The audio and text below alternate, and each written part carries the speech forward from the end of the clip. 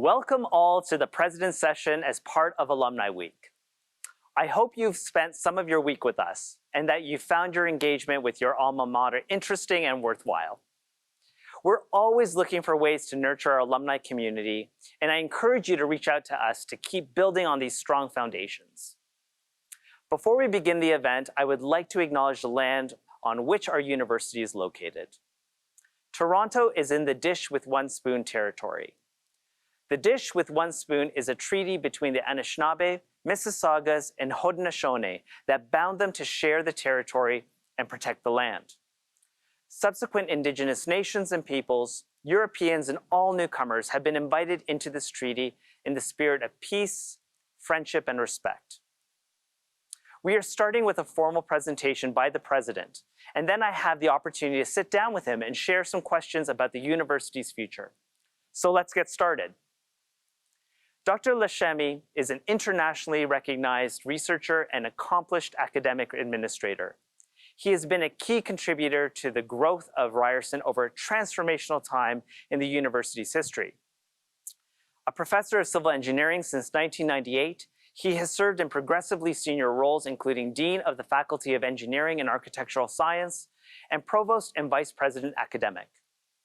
As president, he has contributed to the success of the DMZ, named the #1 university-based incubator in the world, and has grown our reputation as a global university with the opening of learning zones in Vietnam and India.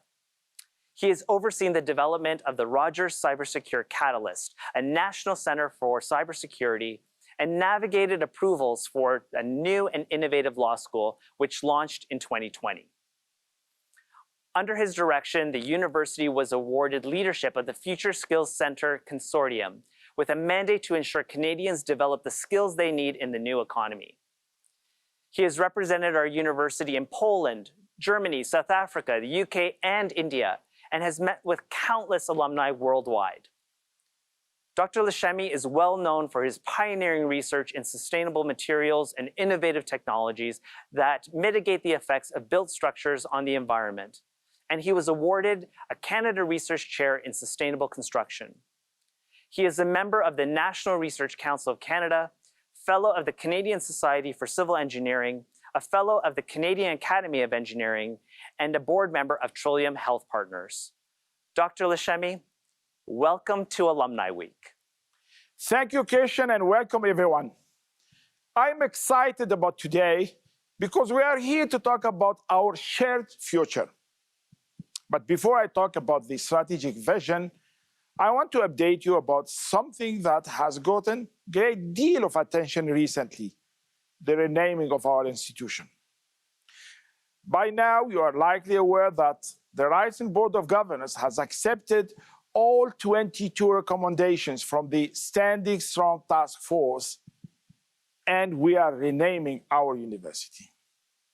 This change is being made after much consideration, discussion, and deliberation. It is clear that the Ryerson name is causing frustration and harm within our community. I know our alumni feel a special connection to the Ryerson name. But a new name looks towards the future and reflects our values. A new name will unite us. And a new name will ensure the reputation of our university and the value of your degree remains strong. With change comes opportunity.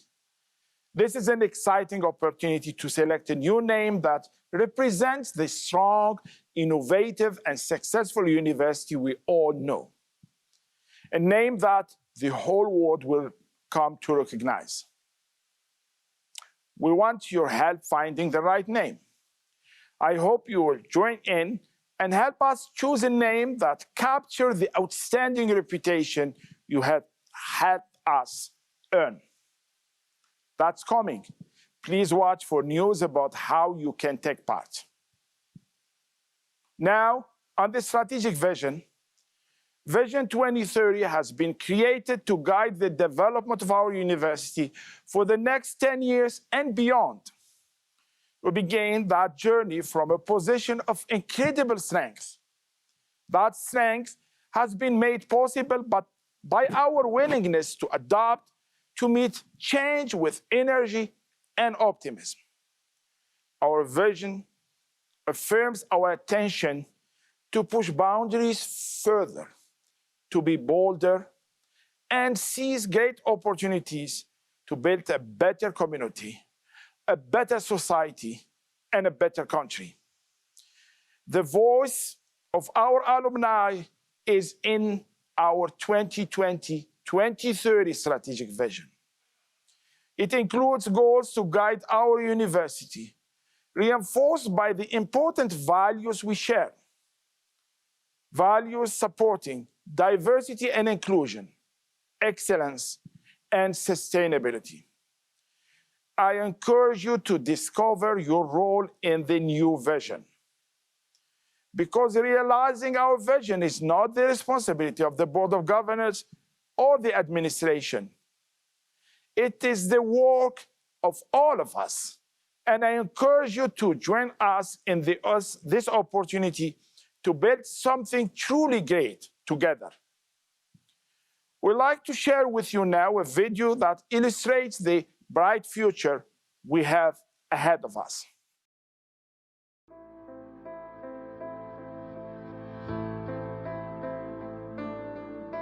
When your history is built on innovation, it's how you look to the future that defines you. Today, Ryerson is building on the momentum of the last 10 years and planning what comes next. Our ingenuity and optimism have never been more urgent. It's time to challenge convention and be unapologetically bold. It's time to embrace collaboration and commit to excellence. And it's time to champion sustainability and to foster even greater inclusion.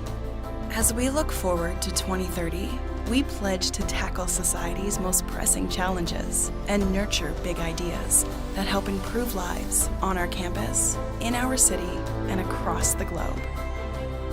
These are our commitments. We'll engage communities and cultivate well-being. We'll advocate for diversity and advance Indigenous rights. We'll foster a welcoming culture and inspire creativity. And we'll take a global view in building relevant skills. These are our plans.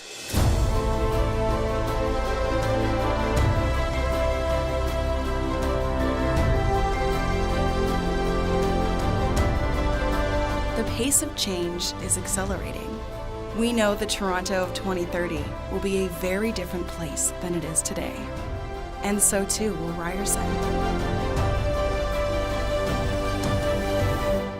Together, we will be even better equipped to prepare young people for their lives and to build cities that take care of people and our planet. A vision only comes to fruition as a result of collaboration and collective ambition. The more people who participate, the greater the impact that we can have. So we invite you to join us on our journey. The future is ours to create.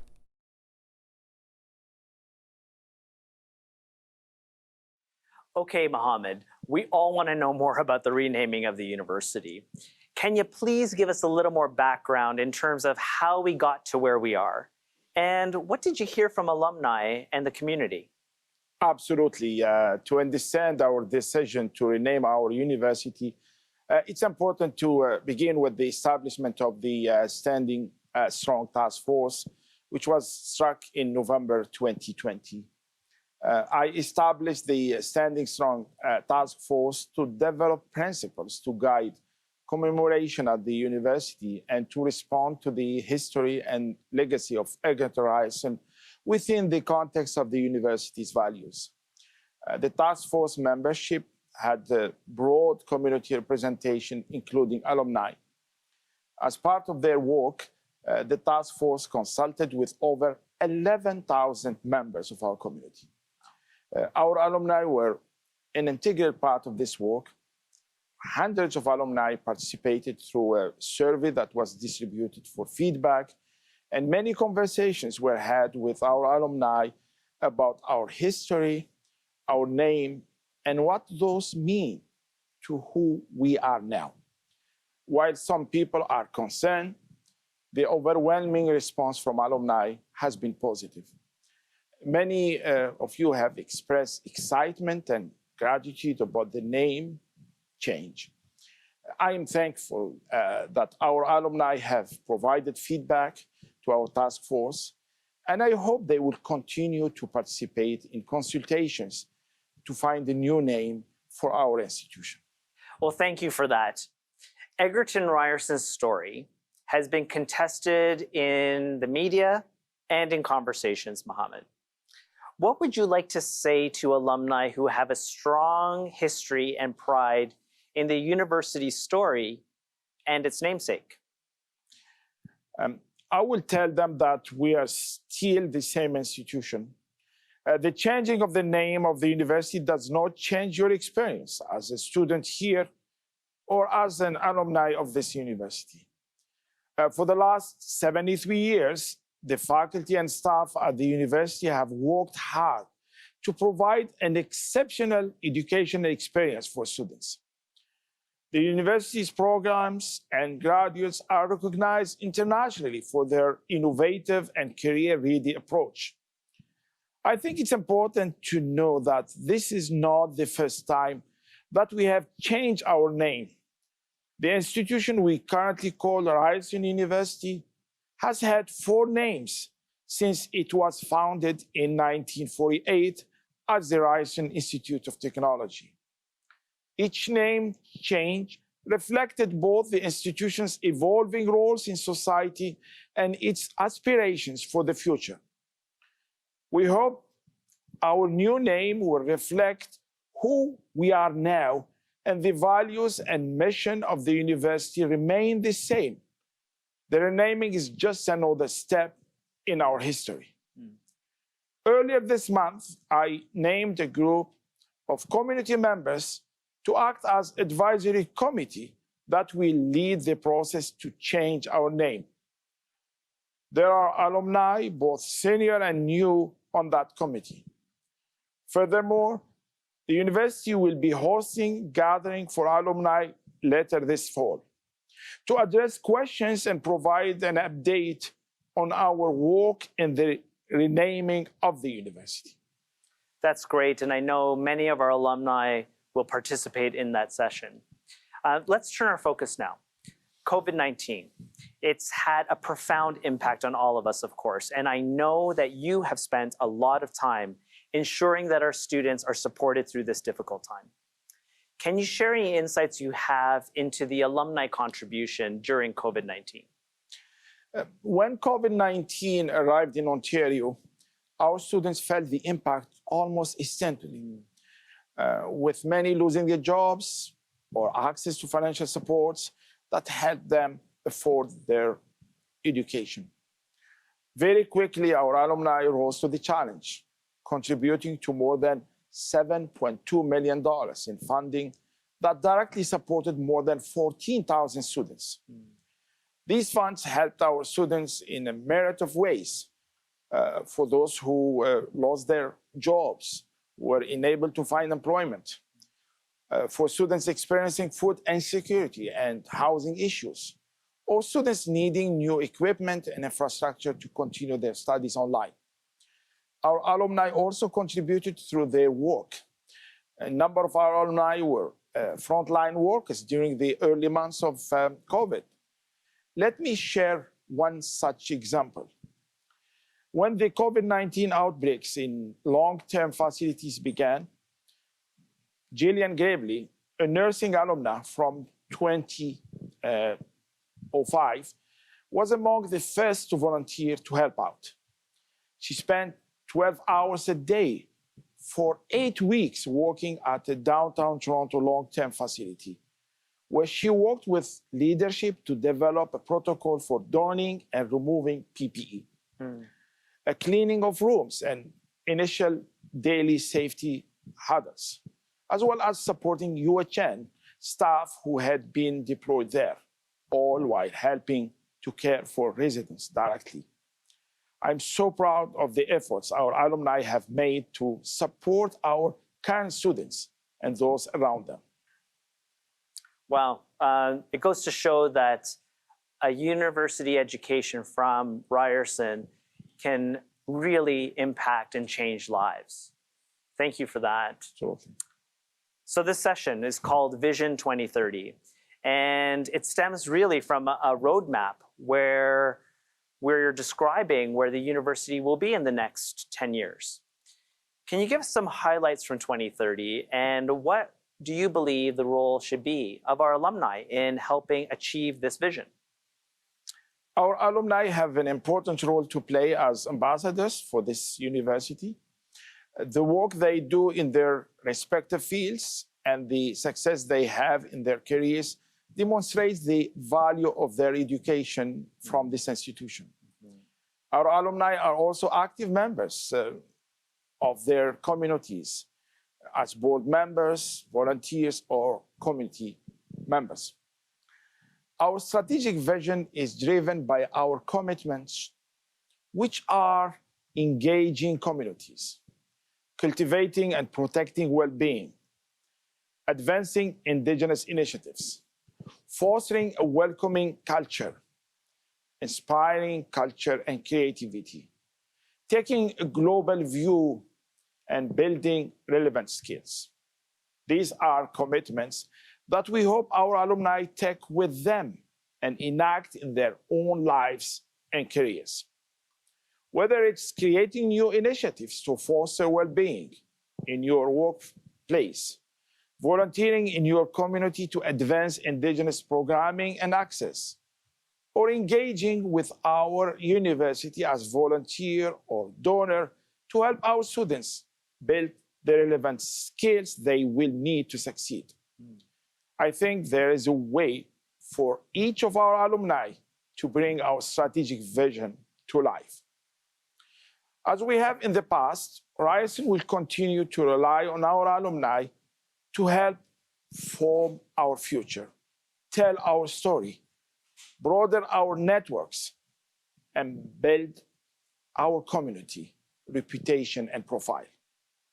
I hope that our alumni will see the role they have to play in supporting our vision for the university through 2030. That's great. So we have solicited questions from alumni leading up to this event, and I want to share a few of them with you now. Sure. The first one, how will alumni be included in the university renaming decision? The task force recommendation was that the university undertake a process that engages with community members and university stakeholders to rename the institution. The advisory committee that was named earlier this month will establish a framework as to the process and timeline on which we will arrive at a new name for the university. Details will be shared with the community on how they can provide their input in the weeks ahead. I will certainly invite our alumni to participate in the consultation process. We want our new name to be reflective of our entire community, and our alumni are a big part of that community. We are keeping everyone up to date on the renaming process, as well as how we will implement the other recommendations made by the Standing Strong Task Force on our Next Chapter website. Great, and I know a lot of people will be interested to hear about that process and how it unfolds. So many of our alumni have asked this question about diplomas and degrees and whether or not they'll be reissued with a new name. And will our alumni need to request them? Any thoughts? This is something that the university will have to explore once we have arrived at a new name for our institution. It is my hope that the renaming advisory committee will have recommendations for a new name by the end of this academic year. Once that is decided, there are a number of logistical implications, such as decisions regarding degrees and certificates that will need to be revisited. As these decisions are made, they will be shared on the Next Chapter website. That's great. So here's an interesting question. In your time as president, what has been your proudest achievement? And what do you look forward to accomplishing? I have been a member of the Ryerson community since 1998 when I joined as an assistant professor in the Department of Civil Engineering. In that time, the university has come to a long way and truly grown into our identity as an innovative and inclusive community. I have been so honored to hold many titles in my time here, but of course, my work as a president has given me some of my proudest moments. The opening of our last school in fall 2020 was a huge achievement for the university. The Lincoln Alexander School of Law is taking a new approach to legal education with a commitment to entrepreneurship, integration of technology with law, creative use of law to further equity, diversity, and inclusion, and rigorous and innovative academic programming. They have just started their second academic year, and I'm eager to see how this school grows and how our law graduates will make an impact on their communities and the practice of law. In the immediate future, there are a few things that are very exciting for both myself and the university as a whole. Firstly, we are in the middle of putting together a proposal for the provincial government for a School of Medicine in Brampton. The university has received planning grants from the Government of Ontario and the City of Brampton that will support Ryerson in developing a proposal for a new medical school. Our proposal will detail Ryerson's approach to health education with a focus on primary care, expanded use of technology to better meet patient needs, interprofessional practice, and the provision of culturally competent care. There are many different committees and groups exploring and defining how a School of Medicine at Ryerson will change the future of healthcare in our province. To our alumni who may be interested in learning more or helping us shape our proposal, I would encourage all of you to visit our School of Medicine website. Of course, I'm very much looking forward to the important work still to be done by our community as we implement the recommendations put forward by the Standing Strong Task Force. The final report and its recommendations provides us with a roadmap on how to build a more inclusive future for our university community and for other communities of which we are part of. Our renaming is only one of many recommendations. I look forward to seeing other pieces put in action. The report is very well done, and I would encourage all of our alumni to read it in full. How exciting. Okay, one final question from one of our alumni. Are you ready? The campus has changed so much, and when I went to Ryerson, I don't even know if I'd recognize it anymore. What are you doing to preserve some of the beloved spaces on campus while we are expanding and growing? You are right, Christian. A lot has changed on our campus. And I think many of our alumni would still recognize our campus and find comfort in the spaces that remain. The quad still remains at the heart of our campus, and students enjoy it, I imagine, in very much the same way as most of our alumni have in decades past. Gold Street is still the center of campus, and of course, Kerr and Jorgensen halls are still very much part of our physical infrastructure. That said, there are many exciting new buildings on our campus. As our city has grown, so has Ryerson.